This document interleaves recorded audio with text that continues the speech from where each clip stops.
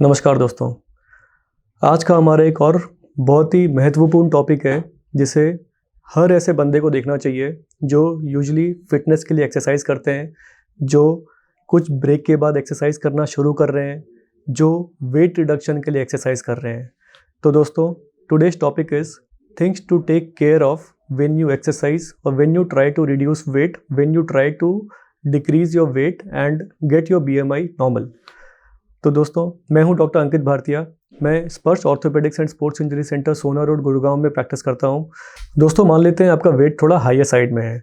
आपका वेट जब higher side में रहता है, आपको पूरी दुनिया, आपके परिवार से लेके आपके रिश्तेदार, फ्रेंड्स एंड आपकी पूरी दुनिया, आपको हर कोई बोलेंगे कि आप वेट रिड्यूस करो। आप वेट रिड्यूस करने जाते हो, वेट रिड्यूस की आपकी बहुत मशक्क़त होती है एंड वेट रिडक्शन करते करते एक समय आता है जब आपके घुटने में दर्द हो जाती है। आप डॉक्टर के पास गए, आपको डॉक्टर देखने के बाद बोले एक्सरे कराओ। एक्सरे कराने के बाद उन्होंने बोला कि आपने इतनी ज़्यादा एक्सरसाइज कर ली, आपके इस एक्सरसाइज की वजह से ही घुटने ख़राब हो गए, अब आपको घुटने बदलवाने हैं। तो दोस्तों, what will be your first thought?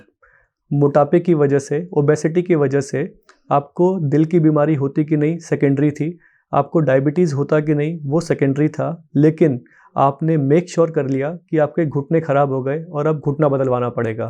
तो एक थॉट आपका ये आएगा कि अल्टीमेटली बेवकूफ़ बन गए। अब दोस्तों, इसके लिए हमें आज करना क्या क्या चाहिए कि आपकी ओबेसिटी भी रिड्यूस हो जाए, आपकी फ़िटनेस भी अच्छी हो जाए और आपके घुटने भी ख़राब नहीं हो। तो दोस्तों, हर दिन सुबह जब आप वेट रिडक्शन की दौड़ में निकलते हो, जब आप फिटनेस करने के लिए घर से निकलते हो, you should recite a line every day before stepping out. The line goes as, weight reduction is a long process. Enjoy the journey, as the journey is as beautiful as the destination, and in this journey you should not damage anything.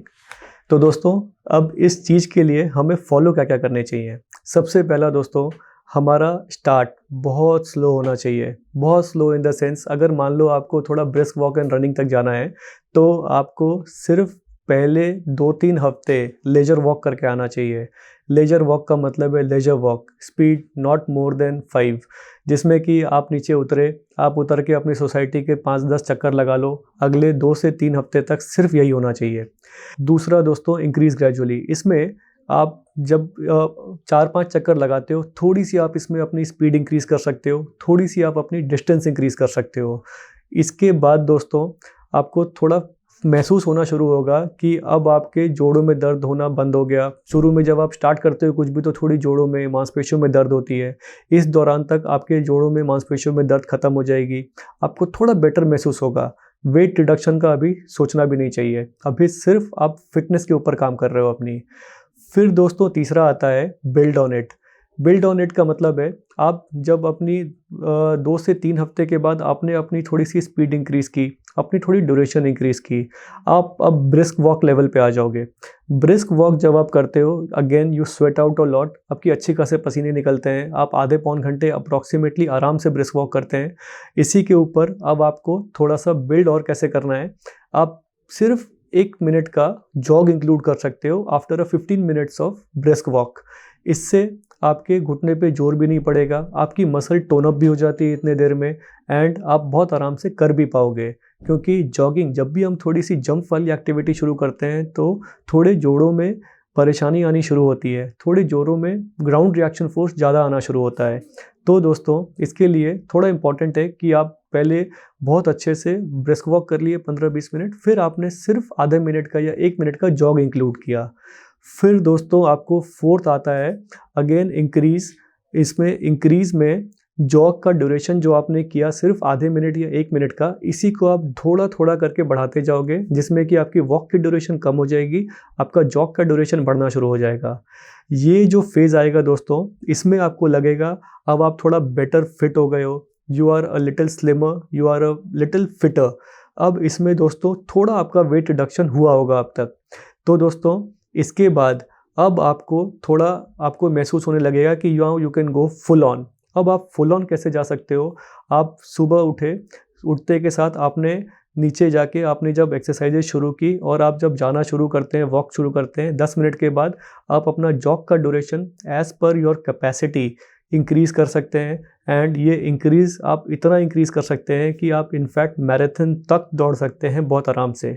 तो दोस्तों, at the end comes full on, जिसमें कि सबसे ज़्यादा weight reduction होती है।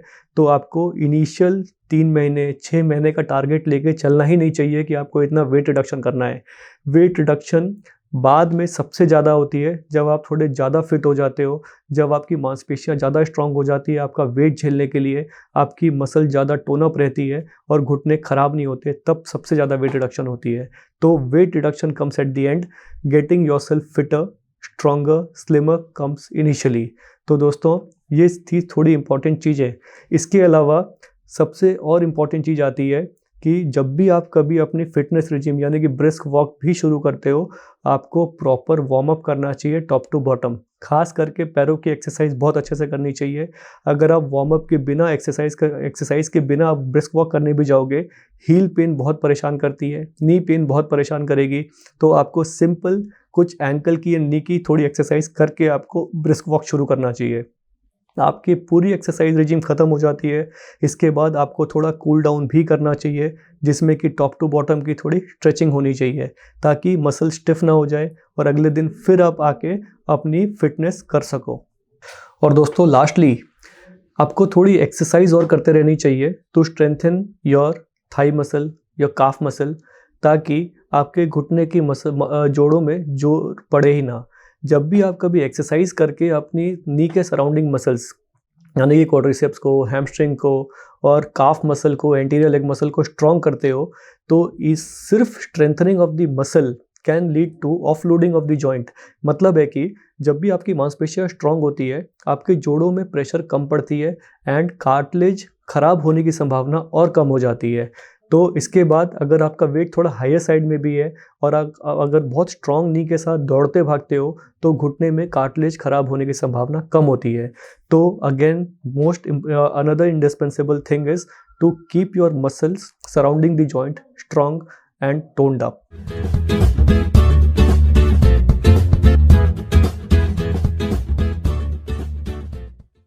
धन्यवाद दोस्तों। अगर इस टॉपिक के रिगार्डिंग आपकी कोई भी क्वेरी हो, आप हमें कमेंट सेक्शन में लिखिएगा, हम इसके लिए ऊपर ज़रूर रिप्लाई करेंगे। धन्यवाद। Do like, share and subscribe and press the bell icon. Thank you.